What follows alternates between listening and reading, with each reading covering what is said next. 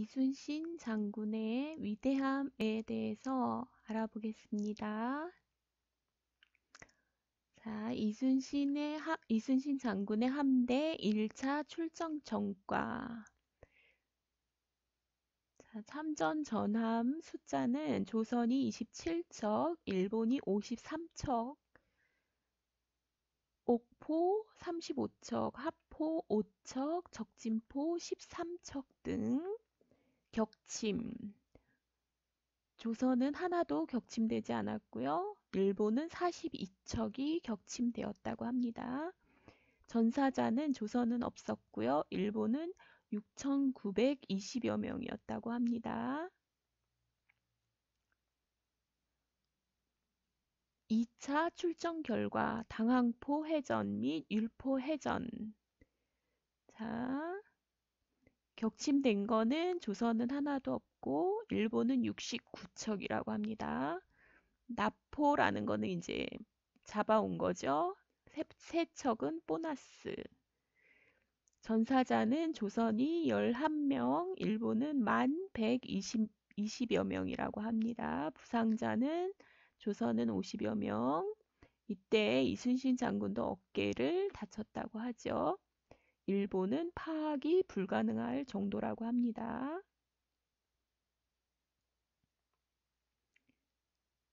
3차 출전 결과, 이거는 너무 큰 승리를 거두어서 한산도 대첩으로 불리죠.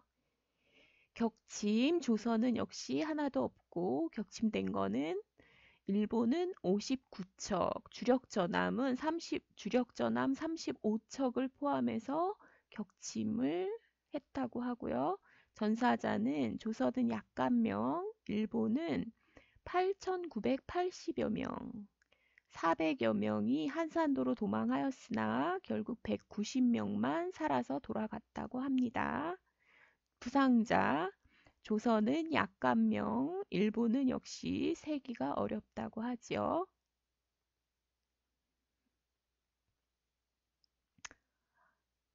4차 출전 전과 연합함대였는데요. 격침, 조선은 한 대도 없고 한 척도 없고 일본은 100여 척이 격침되었고 전사자 조선은 6명, 일본은 3,800여 명, 부상자 조선은 역대 가장 많은 25명이었다고 하고요. 일본은 역대 가장 많았다고 하니까 숫자를 헤아릴 수 없겠죠. 출전함대 비교. 출전함대는 대략 조선이 1이라면 일본은 7의 비율로 출전했다고 하고요. 조선 해군은 이순신 장군의 눈부신 활약에 힘입어 남해안의 제해권을 완전히 장악하였습니다. 임진년 5월 4일 제1차 출전 이래 총 4차에 걸쳐 17회의 크고 작은 해전을 전개하여 적선의 격침, 나포가 207척이었고 수리 불가능할 정도로 대파한 적선은 152척이었습니다. 또 외병 3,780여 명을 죽였고요. 이에 비해 조선 해군은 단 한 척의 전선 손실도 없었고 인명 손실은 그러니까 전사자를 모두 합하여 243명에 그쳤습니다. 인류의 역사가 시작된 이래 세계의 어떤 전쟁에서도 특히 해전에서는 이런 기록이 없다고 합니다. 적선 격침 및 대파 이거를 이제 비율로 하면 359대 0이라고 하고요. 사상자 33,780대 243. 아마도 인류의 역사가 계속되는 한 조선 해군의 대세독 이순신의 이 불멸의 기록은 세계 해전사에 영원히 신화로 남을 것입니다. 그는 36번의 크고 작은 해전에서 한 번도 패배한 적이 없었습니다. 일본이 이제 장군 중에서 신이라고 해서 군신이라고 하는 도고 헤이아치로 제독이 보는 이순신 장군은 러일 전쟁에서 러시아에게 가장 큰 타격을 준 전쟁이 스시마 해전입니다. 여기서 일본은 3배에 달하는 러시아 함대를 전멸시켰으며 결국 이 해전은 러일 전쟁을 승리로 이끄는 구심점이 됩니다. 도고 헤이하치로는 바로 이 해전을 승리로 이끈 제독이며 일본에서는 군신이라는 칭호를 받는 영웅입니다. 영국 학자 발라드를 아는 사람은 영국 사람으로서 넬슨, 스페인의 무적 함대를 무찌른 영국 해군 제독, 영국의 영웅이죠. 과 견줄 만한 사람이 있다는 걸 인정하긴 항상 어렵다. 그러나 그렇게 인정할 만한 인물이 있다면 그 인물은 바로 단 한 번도 패한 적이 없는 위대한 동양의 해군 사령관 이순신 장군뿐이다. 이렇게 쓰고 있습니다.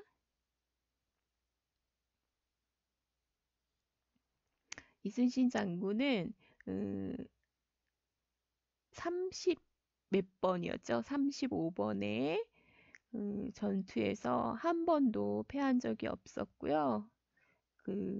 그런 이유가 된 것은 거의 이제 손자병법을 거의 외웠다고 하죠. 그것을 책을 거의 외워가지고 적용을 했던 거죠. 그리고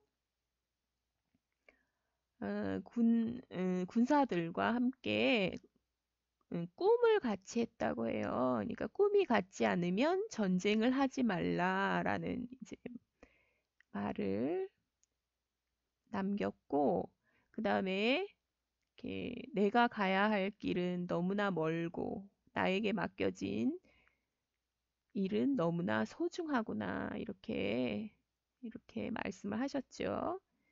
그리고 이제 그 지형과 그 형세, 정보 모든 것을 이용해서 이제 전투를 했었죠. 하신 분이죠. 명량해전이 있기 6년 전에 명량의 지역적인 가치를 발견했다고 해요. 그래서 그 절박할수록 에너지가 더 강해진다.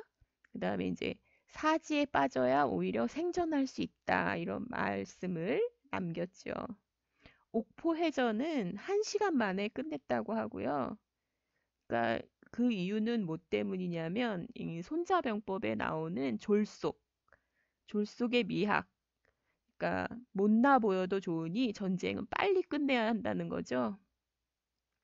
그리고 이순신 장군이 외놈들보다도 더 무서워한 것이 그 끼니때가 돌아오는 거였다고 하더라고요. 참 열악한 환경에서 전쟁을 승리로 이끈 너무나 위대한 장군이죠. 그래서 이제 군사들을 먹일 수가 없으니까 전쟁을 빨리 끝낼 수밖에 없었던 거죠. 먹인 만큼 싸운다고 하는데 그런 지원이나 나라의 지원이나 이런 것이 넉넉하지 않았기 때문에 열악한 환경에서 싸우셨죠. 참 위대한 이 이제 자료는 어디선가 얻어가지고 제가 이거를 이렇게 하고 싶어가지고 만들고 싶어서 이걸 만들어 봤습니다.